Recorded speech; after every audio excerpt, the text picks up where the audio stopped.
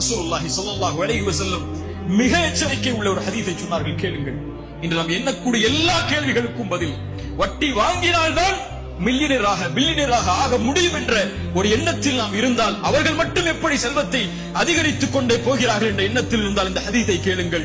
அல்லாஹ்வுடைய தூதர் ஸல்லல்லாஹு அலைஹி வஸல்லம் சொன்னார்கள், அல்லாஹ் ரப்புல் ஆலமீன் ஒரு அடியான் பாவம் செய்யக்கூடிய நிலையிலேயே அவனுக்கு அல்லாஹ் அருள் செய்கிறான், அதிகரித்துக் கொண்டே அல்லாஹ் செல்வத்தை பெருக்கிக் கொண்டே வருகிறான் என்பதுடைய அடையாளம் அல்லாஹ் அவனுக்கு உதவி செய்கிறான் என்பதல்ல, அல்லாஹ் அவனுக்காக அவகாசம் அளிக்கிறான். என்ன அவகாசம்? குர்ஆன் சொல்கிறது, ஃபலம்மா நஸூ மா ذுக்கிரு பிஹ் ஃபதஹ்னா அலைஹிம் அப்வாப குல்லி ஷை.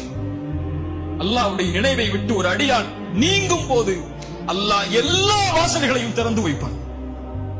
என்ன வேண்டும்? எதற்காக நீங்கினாய்? செல்வத்திற்காக தானே எடுத்துச் செல், உலக தேவைகளுக்காக தானே எடுத்துச் செல். அல்லாஹ்வை மறந்து, குர்ஆனை மறந்து, ஹதீஸை மறந்து இந்த துன்யா தான் உனக்கு வேண்டும் என்றால் இதோ தருகிறேன் என்று விரித்து விடுவான்.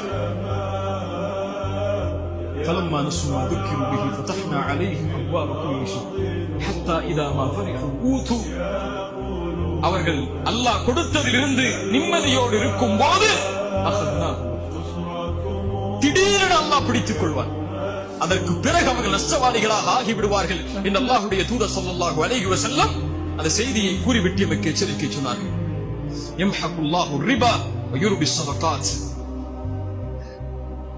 அல்லாஹ் ரப்புல் ஆலமீன் வட்டியை அழிக்கிறான், சதக்காவை அல்லாஹ் வளர்க்கிறான்.